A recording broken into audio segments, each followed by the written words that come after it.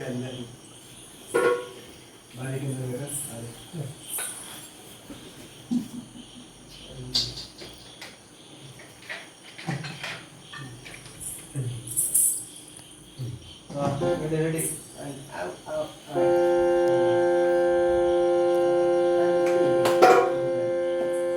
ರಾಘವ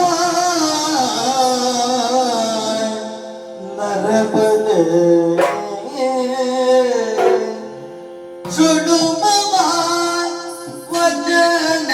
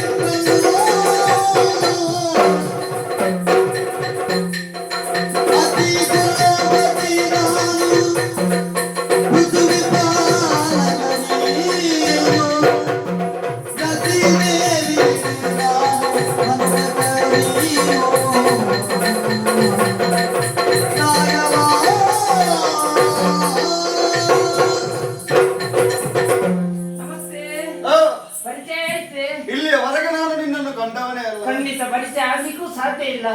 ನಾನು ಇಲ್ಲಿಯವಳಲ್ಲ ಸ್ವಾಮಿ, ಬಹಳ ದೂರದಿಂದ ಬಂದಿದ್ದೇನೆ, ಕಡಲಾಚೆಯಿಂದ.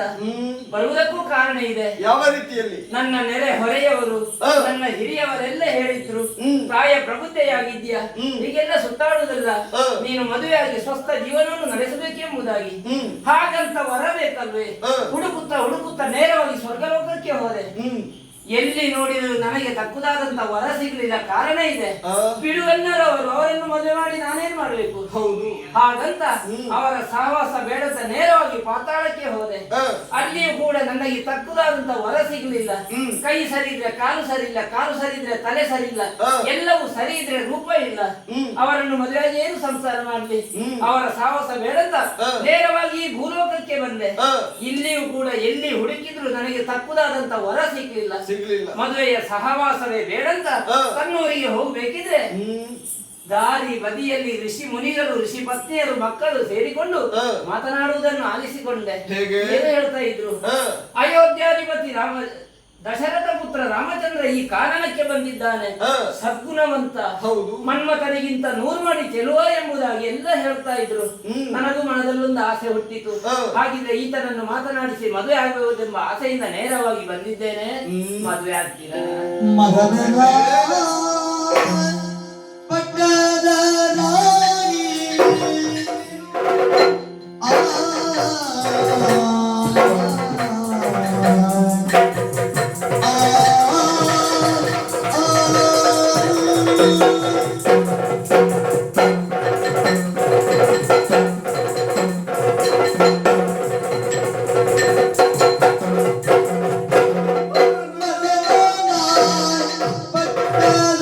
Ah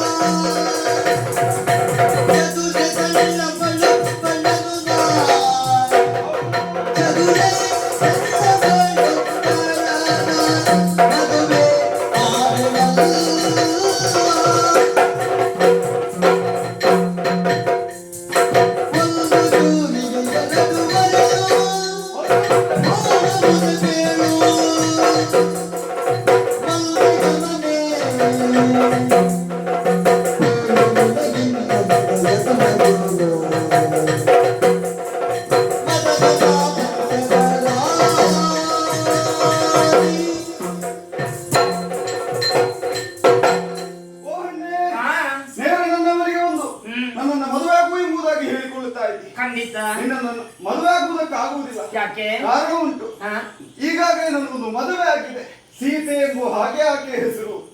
ಒಂದು ಮದುವೆ ಆಗಿದ್ದ, ಆ, ಅದಕ್ಕೆಲ್ಲ ತಲೆಗೆಡಿಸುವಂತ ವಿಷಯ ಇಲ್ಲ. ಹ್ಮ್. ಅದೇ ಋಷಿ ಮುನಿಗಳು ಆಡಿದಂತ ಮಾತನ್ನು ನಾನು ಕೇಳಿಸಿಕೊಂಡವಳು. ಯಾವ ರೀತಿಯಲ್ಲಿ? ನಿಮ್ಮ ತಂದೆ 3 ಮದುವೆ ಆಗಿದ್ದಾರಂತೆ, ನಿಮಗೆ 2 ಆಗ್ಬೋದಲ್ಲ? ಆದ್ರೆ ನಾನು ಹಾಗಲ್ಲ. ಏಕಪತ್ನಿ ವ್ರತಸ್ಥ. ನನ್ನ ವ್ರತವನ್ನು ನಾನು ಚಾಚು ತಪ್ಪದೇ ಪಾಲಿಸುವವಳು. ಹೌದೇ? ಆ. ಹಾಗಿದ್ರೆ ಈಗ ನಿಮಗೆ ಬೈಬೇಕದ್ದ ಆ ಋಷಿ ಮುನಿಗಳಿಗೆ ಕಾರಣ? ದೇಹಿ ಎಂದು ಬಂದವನನ್ನು ನಾಸಿ ಎಂದು ಹೊರಗಡೆ ಕಳುಹಿಸುವುದಿಲ್ಲ, ಆ, ವಿಶಾಲ ಮನಸ್ಕ ರಾಮಚಂದ್ರ ಎಂಬುದಾಗಿ ಹೇಳುವುದನ್ನು ಕೇಳಿಕೊಂಡೆ. ಹ್ಮ್. ಹಾಗಿದ್ರೆ ಆ. ಈಗ ಮದುವೆಯ ಭಿಕ್ಷೆಯನ್ನು ಕೇಳಿಕೊಂಡು ಬಂದವಳು ನಾನು. ಚಿಂತಿಸಬೇಡ.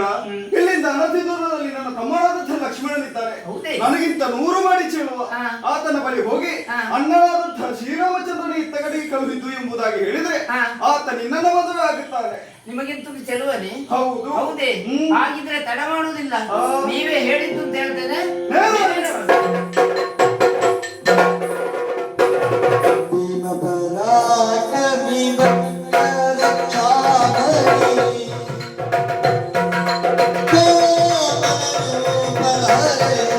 ಶ್ರೀರಾಮ